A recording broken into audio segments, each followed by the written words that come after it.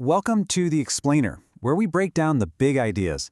Today we're talking about something, well, something pretty much invisible, but absolutely essential to our economy: financial intermediaries. They're the ones who make it all work. So let's start with a really basic question. We kind of take for granted that if someone has money to lend and someone else needs to borrow, a deal just happens, right?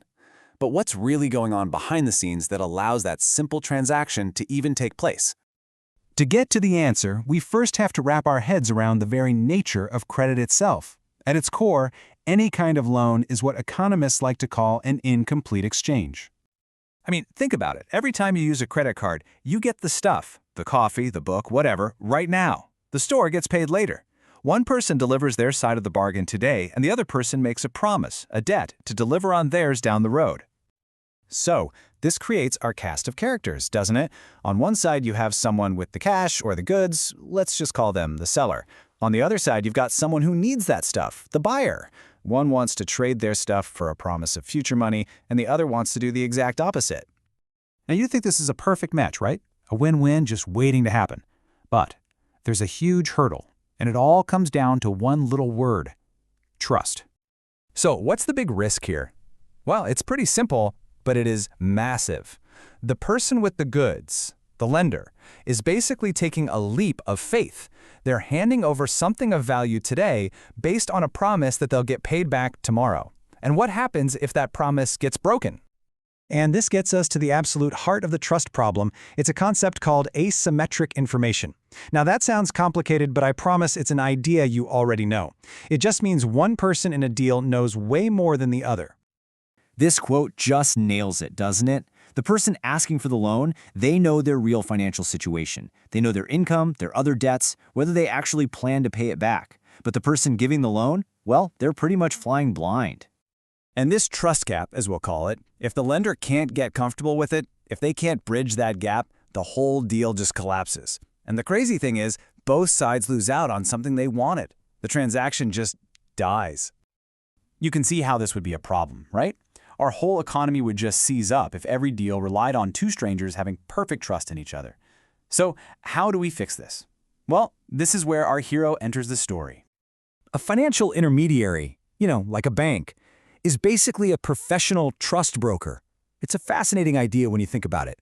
Their whole business is buying one person's risky promise by issuing their own, much more trusted promise. Their entire job is to plant themselves right in the middle of that trust gap and just absorb the risk.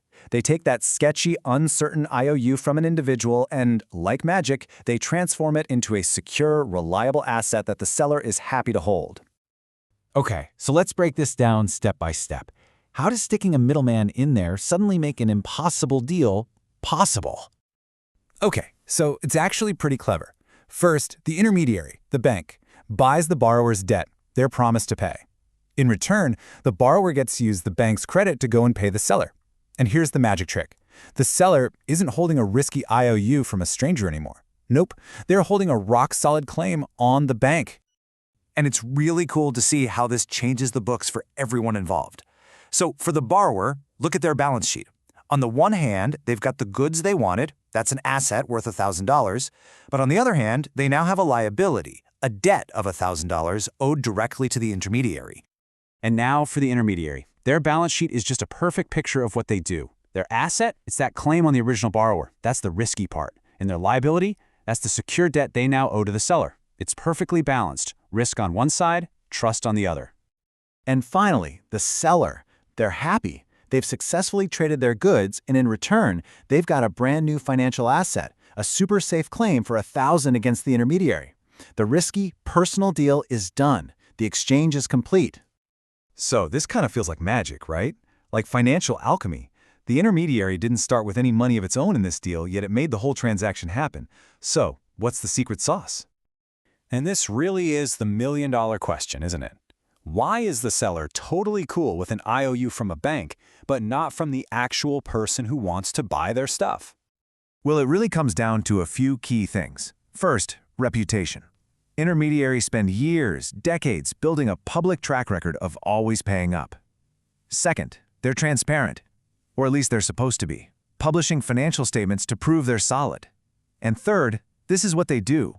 They are experts at figuring out who's a good risk and who isn't, and they can do it way cheaper than you or I ever could.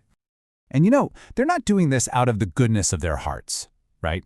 The intermediary charges for this service, usually through interest or fees.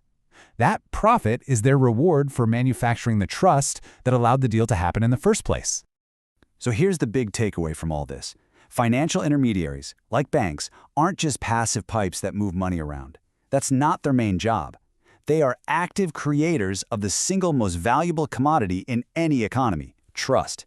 Without them, so many of the deals that drive our economy would simply never happen. And that all leads us to one last, pretty sobering thought. We've seen how these intermediaries build the essential bridges of trust that make our modern economy work, but that begs the question. What happens to the entire system when those bridges start to crack?